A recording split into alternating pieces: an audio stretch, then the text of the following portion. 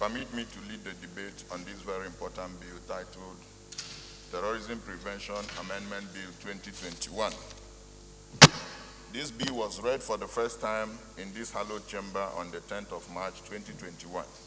Mr. President, my distinguished colleagues, this bill seeks to amend the Terrorism Prevention Act 2013 to outlaw the payment of ransom to abductors, kidnappers, and terrorists for the release of any person who has been wrongfully confined, imprisoned, or kidnapped, and other related matters. Essentially, this bill seeks to substitute for Section 14 of the Principal Act a new section to read, anyone who transfers funds, makes payment, or colludes with an abductor, kidnapper, or terrorist to receive any ransom for the release of any person who has been wrongfully confined, imprisoned, or kidnapped is guilty of a felony and is liable on conviction to a term of imprisonment of not less than 15 years. Mr. President, my distinguished colleagues, hostage taking or kidnapping has become a fast and lucrative business in Nigeria. It has now remained the most virulent form of banditry in Nigeria and the most pervasive and intractable violent crime in the country. Kidnapping is on the increase in Nigeria, and it is prevalent across all the geopolitical zones. Some blame the rise of this criminal activity on poverty, religion, politics, deficiency of existing laws, unemployment, connivance of security agents, corruption, greed, among others.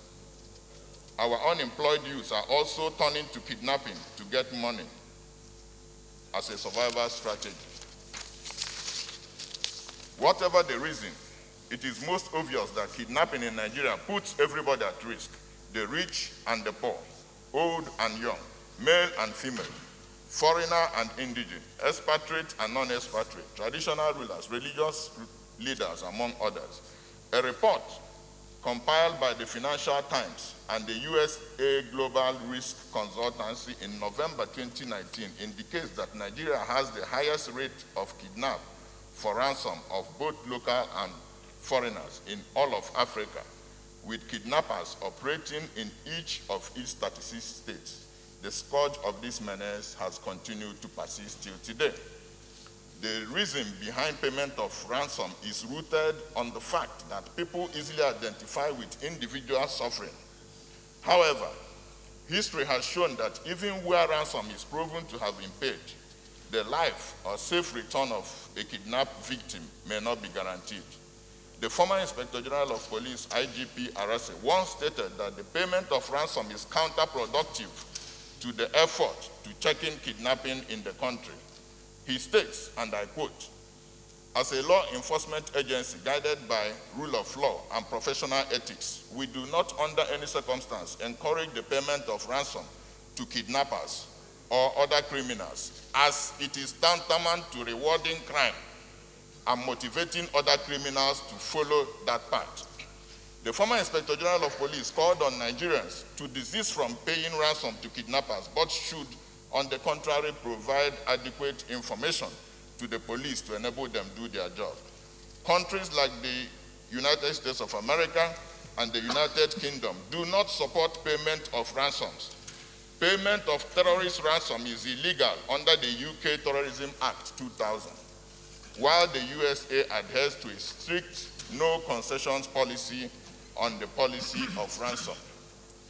The logic behind this position is as simple as it is compelling.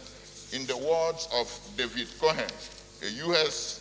Treasury Department official involved in U.S. policy against terrorist financing, ransom payments lead to future kidnappings, and future kidnappings lead to additional ransom payment, and it all builds the capacity of terrorist organizations to conduct attacks.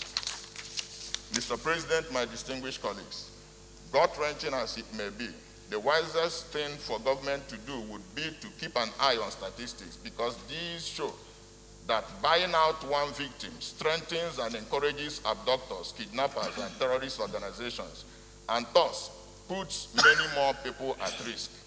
The continuous payment of ransom must not be encouraged. In addition, government should provide adequate security and strengthen the economy as a matter of urgency. accelerate its poverty alleviation programs, provide employment opportunities targeting youths who are mostly involved in abductions and kidnapping, strengthen our law enforcement agencies, and provide the necessary support to end the menace of kidnapping. Mr. President, distinguished colleagues, the proposed amendment discourages the payment of ransom in order to mitigate the rising scourge of kidnapping as it persists today. I therefore urge you to support the second reading of this bill and this legislative proposal. I so submit. My colleague, Senator Ejunwa, for sponsoring this bill. Payment of ransom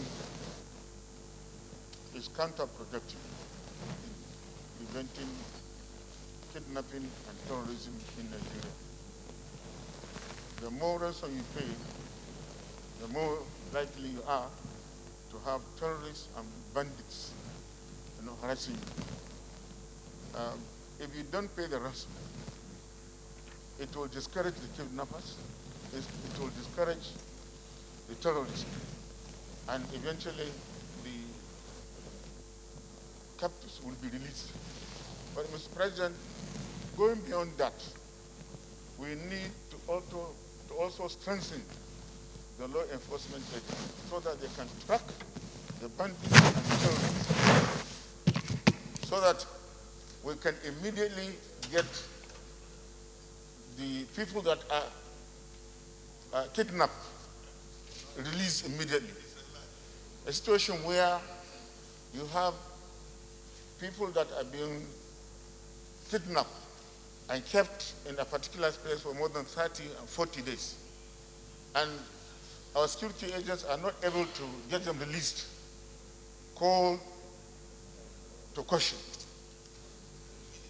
With the use of technology, they can easily be tracked and be apprehended. But we don't do that, Mr. President. And that's why people go extra mile to get money, to get their relatives released. So payment of ransom is not good. But at the same time, we should encourage the security agents to use technology to track the bandits or the terrorists so that they can easily be arrested and be prosecuted.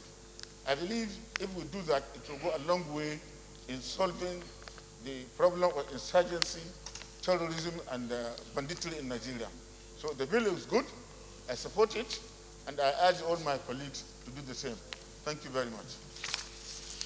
Is anybody against the bill?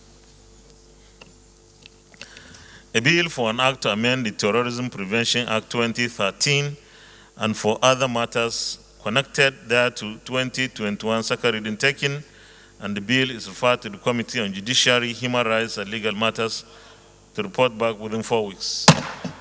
Leader of the Senate. Mr. President, my highly